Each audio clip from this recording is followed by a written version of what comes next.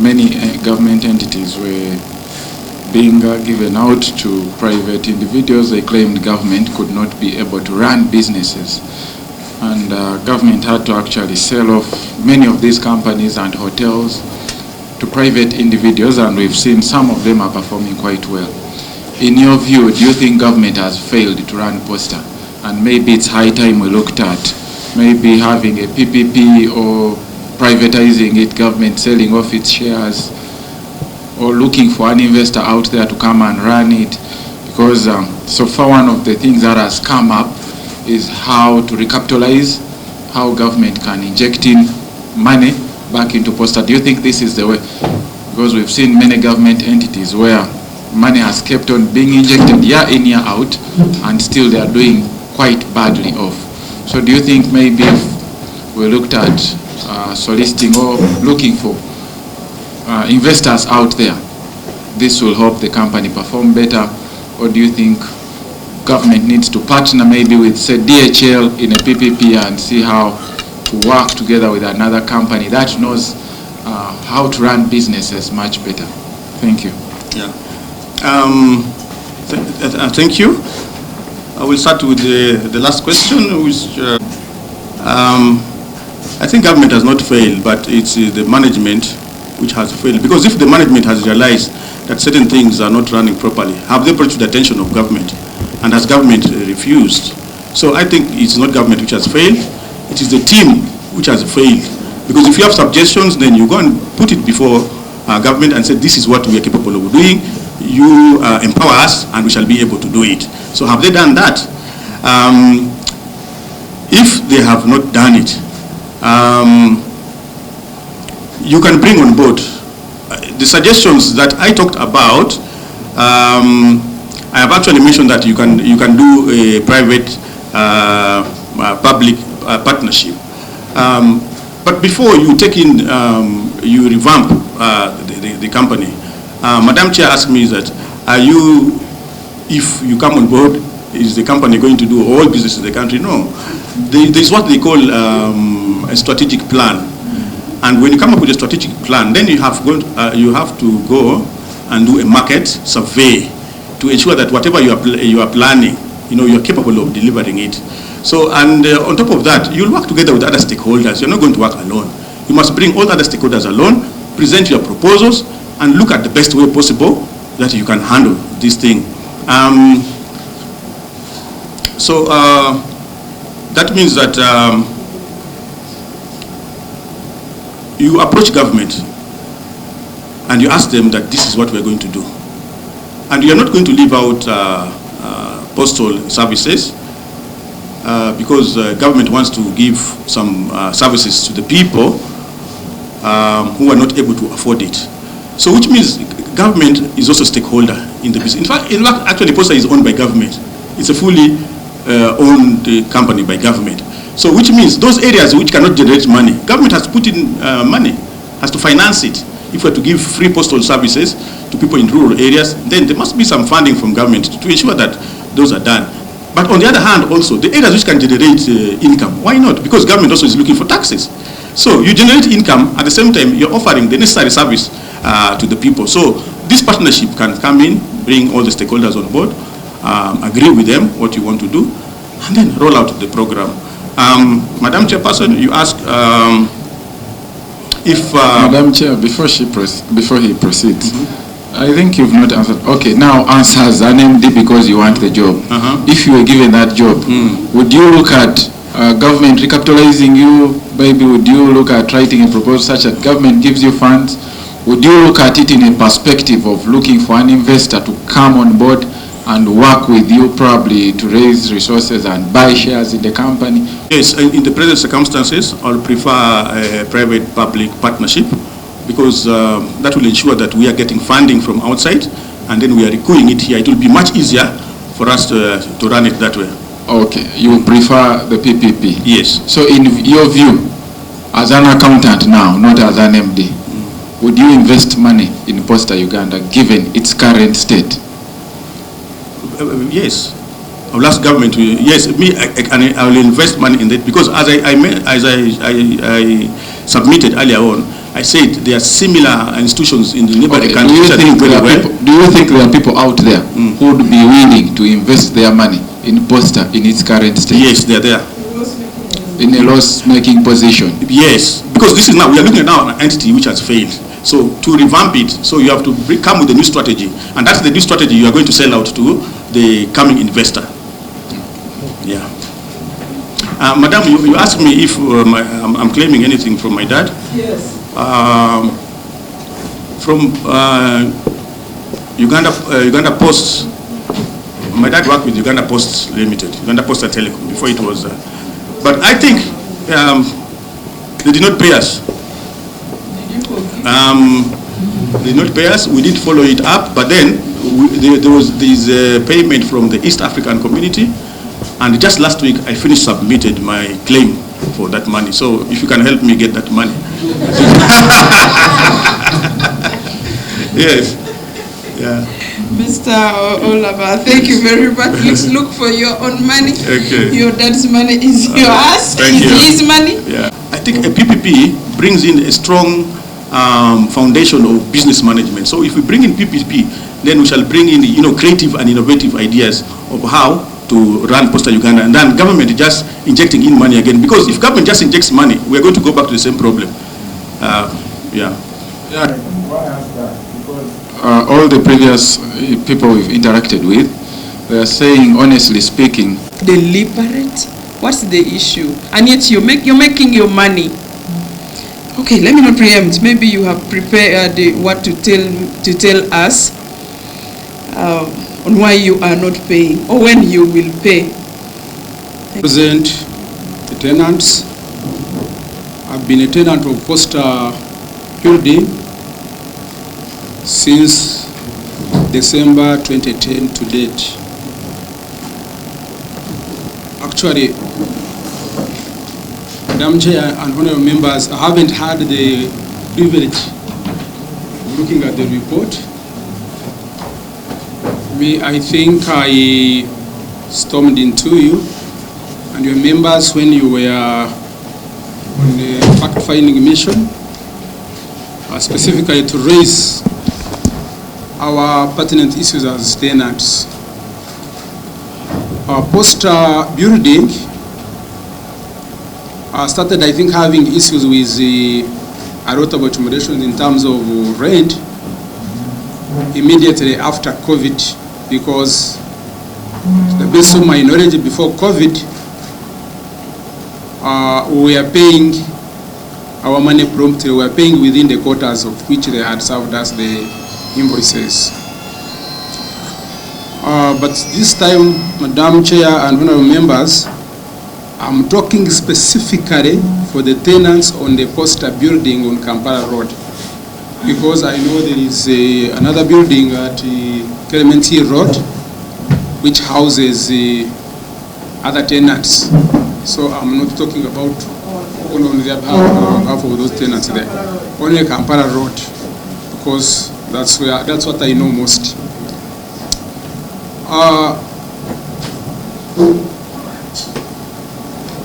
Honorable Chair, when COVID struck in 2020, the whole country was put under lockdown by His Excellency. And actually, it's not only him. World over, the whole country was shut down. Or the whole world was shut down, I beg your pardon. And it affected us so much. We came back, and when we resumed work, Posta management demanded the rent that had been accumulated during the time of absence, when the building was shut down. We tried to protest. Posta management resisted until we threatened that we were going to go to the president and the minister. Actually, we first had an interaction with the minister, Honorable Peter Gwang, who was the Minister of State for Information. And the Honorable Peter Gwang attended to our concerns, told us to write. And we were at that time asking specifically only if they could give us a waiver of only 2 months. Other months would persevere. There the board accepted together with the management because they had a directive from the minister. But still, as he should, to raise the money because people were completely hands down economically. Some tenants could not return back to break, continue being carried forward as a debt for post office. Even those ones who returned back, still they holiday of 2 months, they failed to pay the rent. We continued persevering after the second lockdown, but we continued struggling slowly. Other offices, people left their goods there and went and started so that's how the debt of post office in terms of rent accumulated, Madam Honorable. So the honorable members, I am here to make a plea and a petition on behalf of the tenants on Kampala Road specifically, because the other one contains about 2 ministries or 3 ministries. I can't talk on behalf of the government.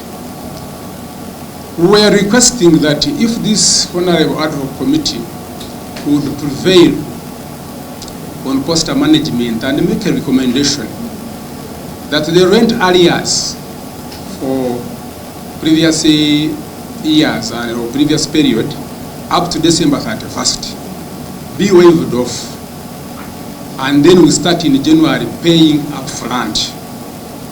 There we will come back into business. The committee would have breathed life into our businesses. It will not be a surprise on the side of government, because government, since I think like 10 years ago, they've been breathing life into the members of the business community.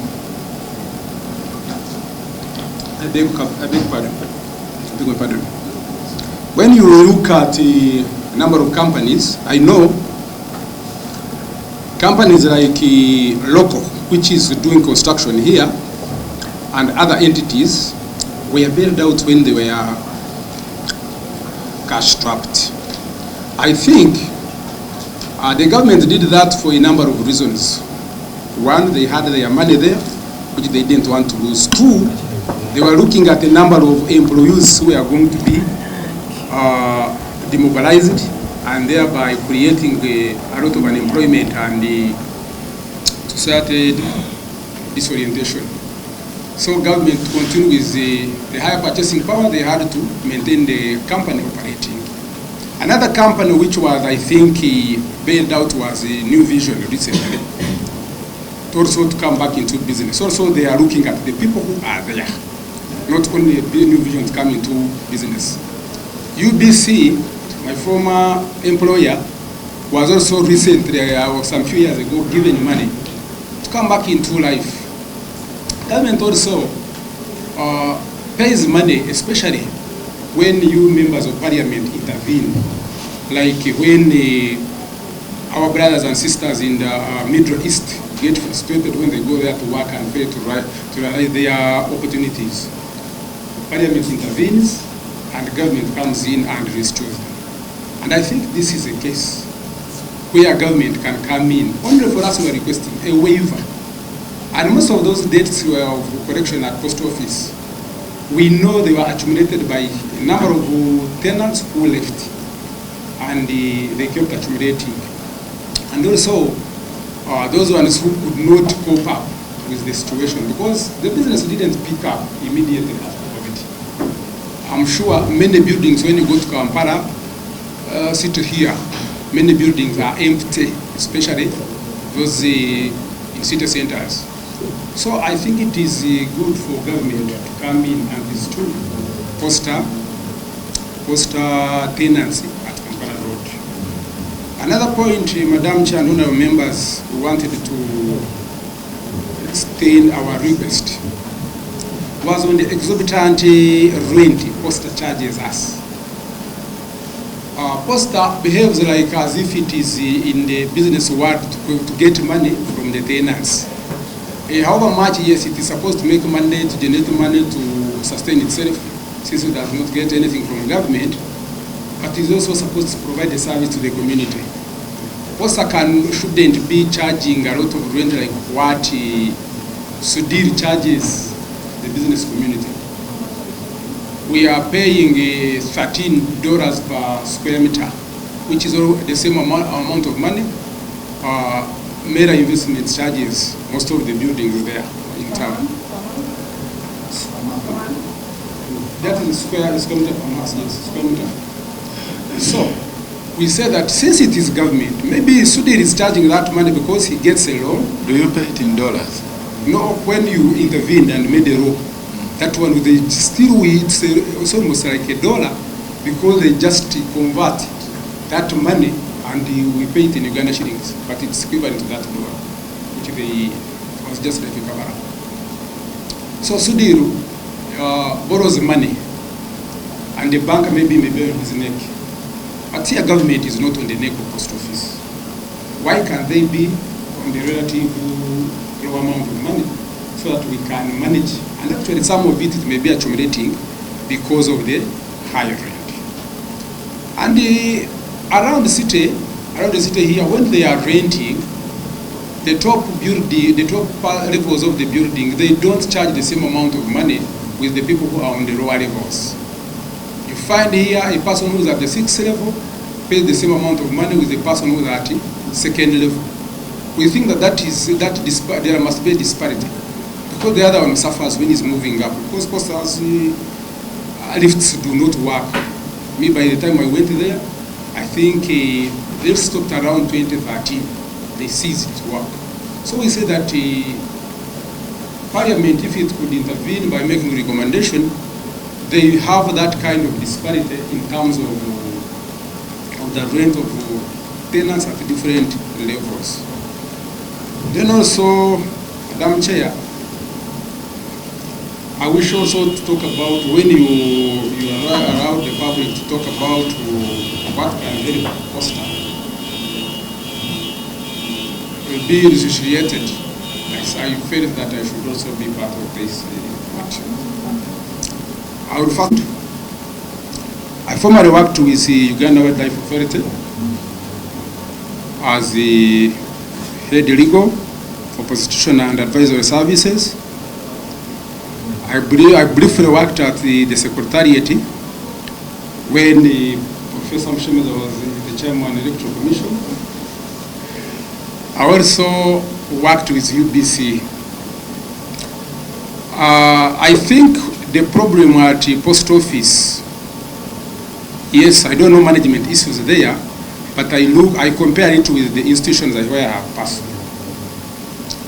When you look at Uganda Wildlife Authority, it is the only player in the field of managing wildlife resources, and also most of the attractions which bring here tourists are controlled by Wildlife Authority. So it plays a lot of role, it plays a big role, and also meaning that the resources which comes there is too big.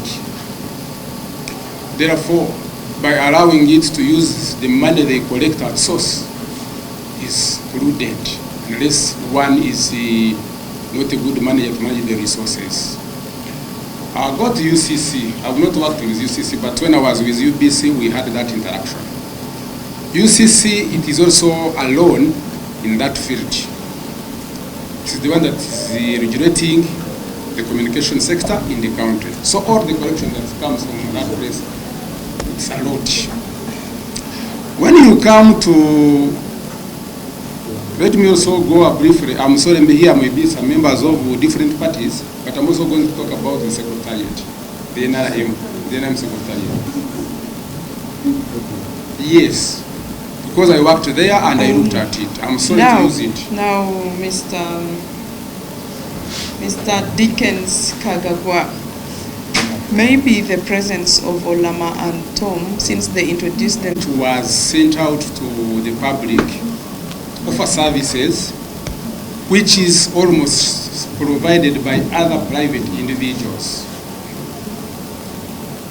And there was that assumption that Posta, by having the buildings, sending mails, the money it generates, it's a lot, which I think it may not be the reason. Because people here these days no longer send mails using postal services. You can use my WhatsApp, which has an email. It has a WhatsApp services. It has a LinkedIn. All those sorts of things are here if I want to communicate. So by having private service gadgets, providing services gadgets, that one cuts the revenue which Posta should have received. And I think Posta never made a request like be provided either more funds so that it can help it run its services.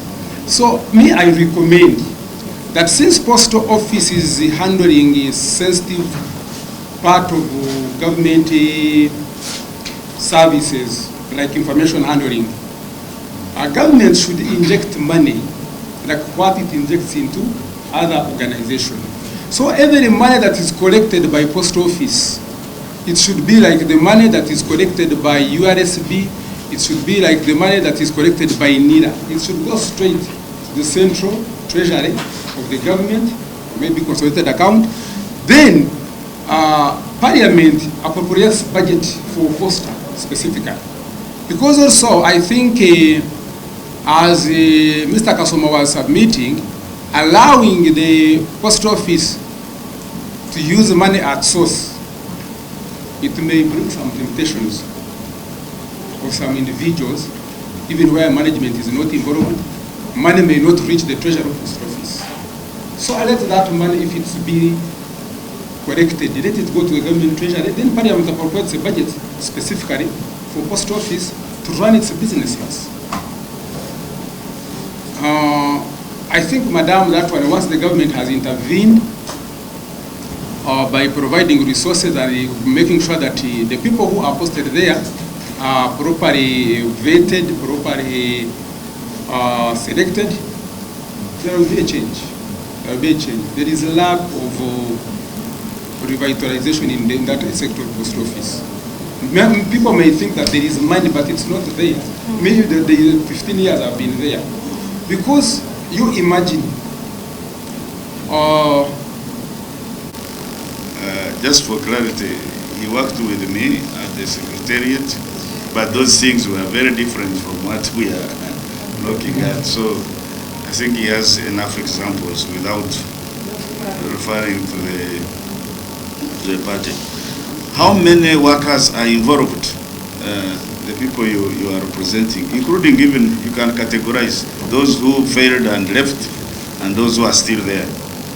Number two, did you have any engagement with the leadership of Posta Uganda, management or the board? What did they tell you about your request? Number three, if Posta has been very unfair to you, how come you have not been evicted given those areas? And finally, prices of commodities in this country, including rent, are determined by forces of demand and supply. When we liberalize the economy, really, would it be tenable to fix prices for Parliament to recommend fixing of prices on a commodity that is determined by forces of demand and supply? Now, if Posta is so unfair and has a high rate, how come that you have not left to find a better alternative elsewhere? Because this Posta is overcharging you. How come you would have gone to other places? Why have you stuck there? What good is there that has kept you in post building, given its unfairness? I can stop there. You will respond to all of them later. Honorable Karim, if you have a submission. Charging them the same rent as Sudil is doing, then why don't you move away and go to cheaper places if you feel that they are overcharging you? But I believe if you're still there, it means you're making business. And then you talked about something to do with Posta being a government building. given that it's a government building, but you're forgetting that it's a business entity as well that is supposed to generate money. I think this should also be at the back of your mind.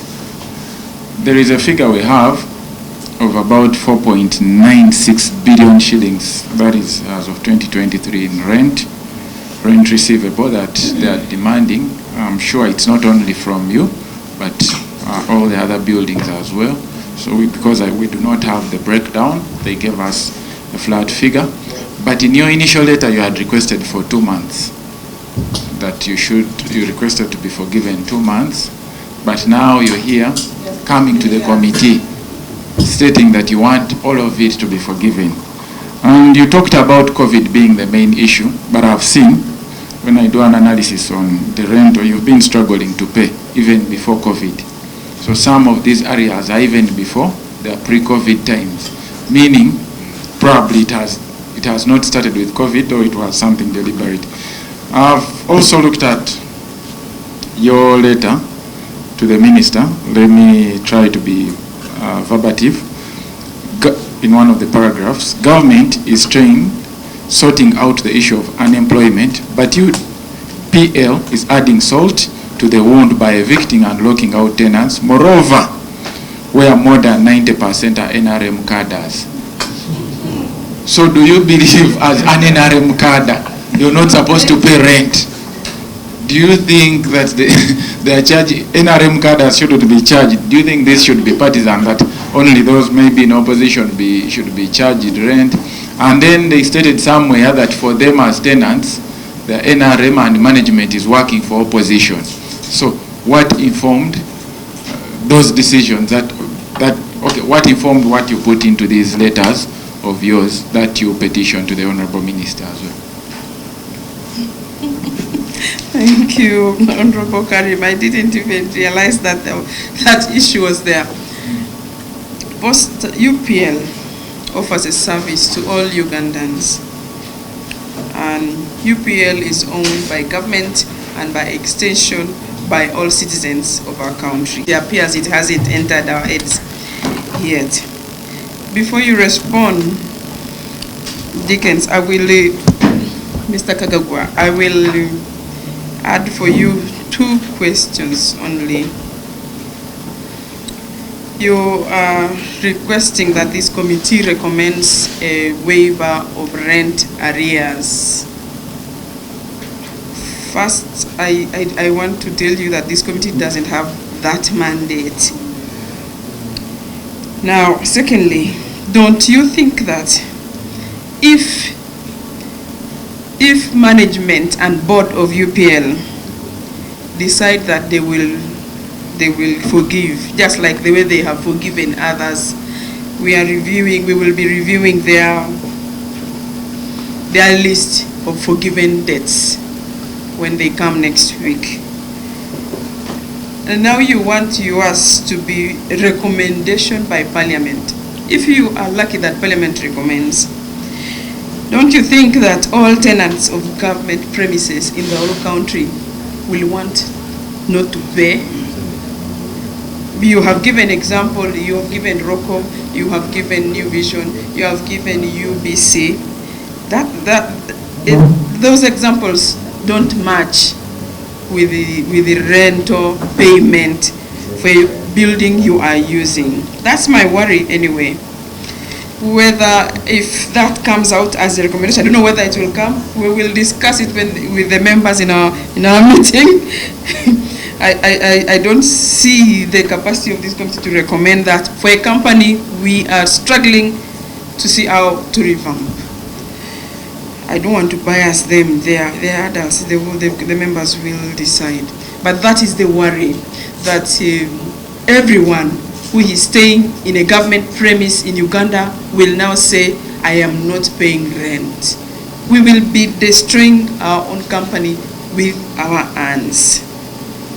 You are saying that UPL should charge, that this committee should recommend UPL to reduce the rental fee below the market value. Why do you want UPL to charge below market value for the same property that is for the same service that is offered by the private sector in the same environment. So you want UPL to charge low. On what basis will UPL charge lower than market price for the same service?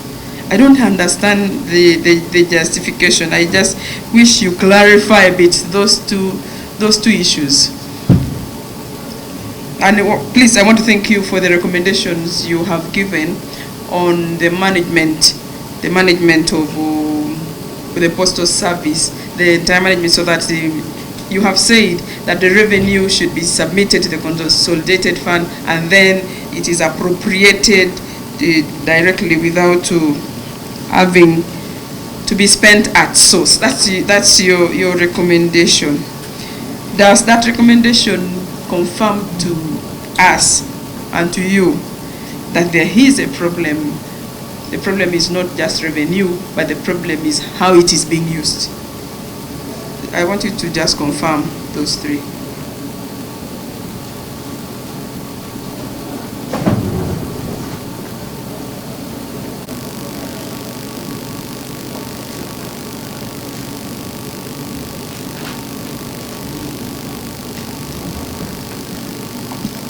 Thank you very much. Begin with what Honorable Professor Mshemeza started with. On the question of how many tenants are we, then on the question of whether we've ever engaged the management over this issue as the tenants representative, we've been engaging them. But management always is aloof. They say that for them they don't have control over. My name is Babas Dokas Baguma, and I am a tenant of Posta Uganda in Gulu. Yes, please, in Gulu. I am a proprietor of one of the businesses there, MDN Pharmacy, and I've been their tenant for the past 2 years. We have a legally binding tenancy agreement with Post Office Uganda, and we have tried to make sure that we keep all the requirements as written in that tenancy agreement, like timely payment of our quarterly rental fees and maintaining the premises clean and using the premises for the exact reason as to why we were given those premises. And I think the administrator on ground can confirm to that. However, to our dismay, on the 31st of October, we received a letter of termination of tenancy that was dated 14th of October.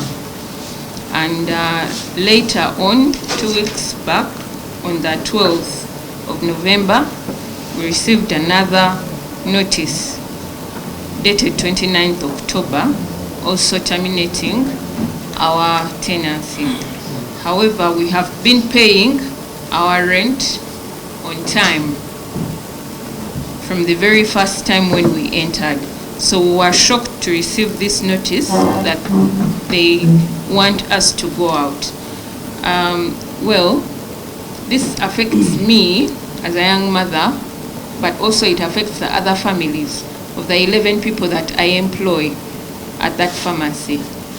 So we come here to request that the administration of Posta can reconsider us as their tenants.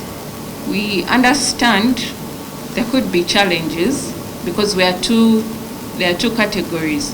There are people who are in the permanent structure of Posta, and then there's a craft village behind. And there could be some people, maybe a few of them, who are having challenges to pay their rent, but we are sure that some of us are meeting our obligations. And so this termination that came in when we least expected it, we are hoping that they can review it and allow us to stay in, since we are meeting our end of the bargain. That was our request, and we believe that we will continue to work with them in fairness. Yes, that was our request from Gulu. as part of the tenants who are there. Yes, please. Madam, you wait. Honorable Karim may want to ask something. Chair, I think mine is just for her to share. Said we've failed to pay rent despite the knowledge and several reminders that we've neglected and deliberately refused to honor our rental obligations, which is not true, because for us, every time we receive an invoice, we are able to pay. We really don't know. Apart from that reason, we honestly can't tell as to why they are terminating our tenancy agreement. Of course, the agreement that we have with them says they have the liberty to terminate the agreement within 30 days. So the first eviction notice we got, they were giving us 30 days to leave the premises. Then the next one that came in gave us 60 days to leave the premises. But with my nature of business that I do, you do not just That is move. okay. That's if you provide the documents as Honorable Karim has requested, we should be able to detect the unfairness. They should be able to detect. Honorable